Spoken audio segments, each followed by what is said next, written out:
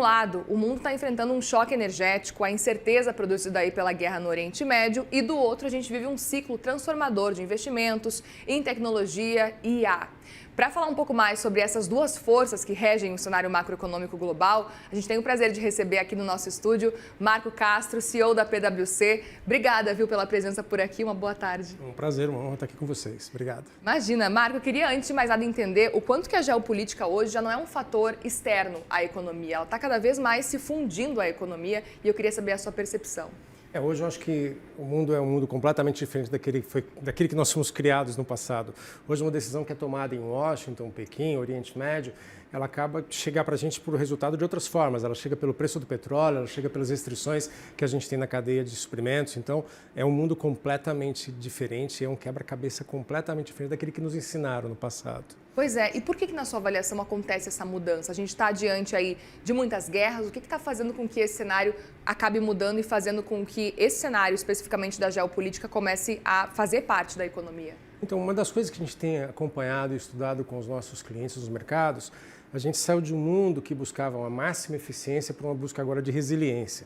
Antigamente, você caminhava de um processo de globalização, era busca de eficiência, menor custo, onde é que você iria produzir, qual era a sua base, era o just in time, que a gente chegou a falar várias vezes, e hoje ele caminha para o mundo de fragmentação, segurança, redundância e resiliência. Então, acho que a coisa mais importante hoje é a gente fazer aquela pergunta de quem eu não posso depender excessivamente. Isso faz a gente sair do modelo que a gente tinha de just in time para um just in case, quando eu preciso daquilo que está sendo necessário naquele momento. Como é que vocês têm percebido essa mudança realmente nos últimos anos, na PwC especificamente, nas demandas de vocês? Então, acho que a gente tem a felicidade de a gente fazer parte de um network global, onde a gente opera em vários países, então a gente consegue se movimentar rapidamente, buscar experiência e referência nessas outras bases.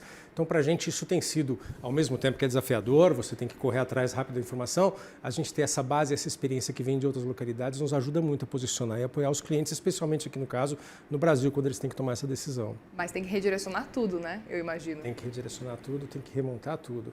Acho que hoje o CEO, ele aprendeu que tem determinados riscos que ele costumava viver, e os executivos em geral, risco de câmbio, risco financeiro, risco cibernético, risco geopolítico hoje é parte importante na análise de um CEO.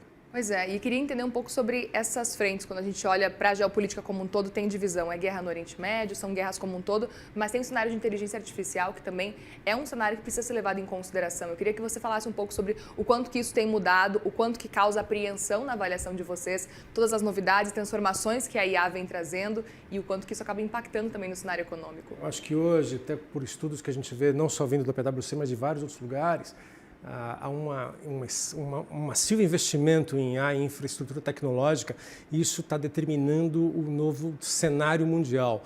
Então, saber de onde você depende, para onde esses investimentos vão, qual a necessidade que você tem de suprimento de energia limpa, de espaço para você fazer tudo girar, é fundamental. Então, isso muda, de fato, quem está dando as cartas e quem está sendo a escolha do momento para fazer alguma coisa importante nesse cenário que está se desenhando. Como se preparar diante de um cenário que ainda é de incerteza, né? Mesmo na guerra no Oriente Médio, por exemplo, a gente ainda percebe muita incerteza, não depende da gente, muitas vezes, tomar decisões, a gente precisa acompanhar para ver o que vai acontecer.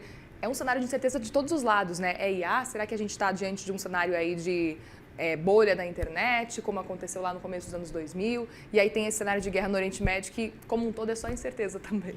Eu acho que o que a gente tem aprendido e tem ensinado a todos é que como a gente já não tem mais um roteiro, um playbook desenhado para você copiar ou saber o que tem que fazer, é aquele que tem mais resiliência e mais agilidade que consegue prevalecer, aquele que consegue procurar as respostas e sabe onde tem uma aliança adequada para trocar uma experiência, onde tem uma parceria sendo desenvolvida, uma colaboração.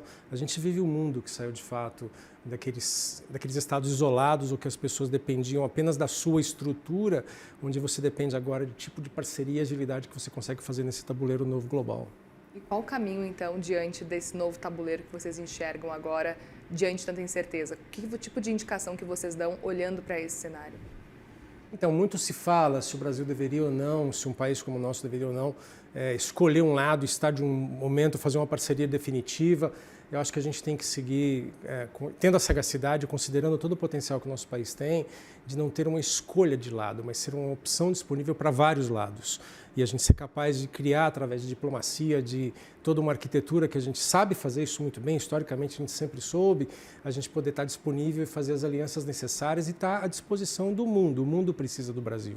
Pois é, e aí, olhando para essas incertezas todas, a gente tem um outro ponto importante na geopolítica, que também é a questão de tarifas, né? Que agora é um ponto extra que tem aparecido também em toda essa equação e que o Brasil precisa levar em conta também. Como é que vocês têm acompanhado também todo esse cenário? Então, é justamente aí que fica essa diferença que eu falei, da gente ser a opção de várias opções, porque faz com que a gente não dependa de uma única que pode estar naquele momento, por uma questão política, por qualquer outra questão que possa existir por trás disso, sobrepondo tarifas em cima de tarifas para restringir alguma importação ou exportação, algum fluxo comercial natural. Quando você tem vários parceiros e você consegue diluir isso, você tem mais alternativas e consegue se movimentar rapidamente. A busca por novos mercados é essencial diante desse cenário. Essencial. É Europa, é Estados Unidos, a China, é a própria região que a gente opera. Acho que a gente tem que ser capaz de continuar estabelecendo e fortalecendo essas alianças para o mundo todo. E vocês acreditam que, olhando, por exemplo, nos próximos anos, a gente vai ter cada vez mais a geopolítica encaixada dentro desse cenário todo de economia? Não tenho, ou é um momento só agora? Não, eu acho que isso passou a ser parte da necessidade que a gente tem de estar atento a isso o tempo todo.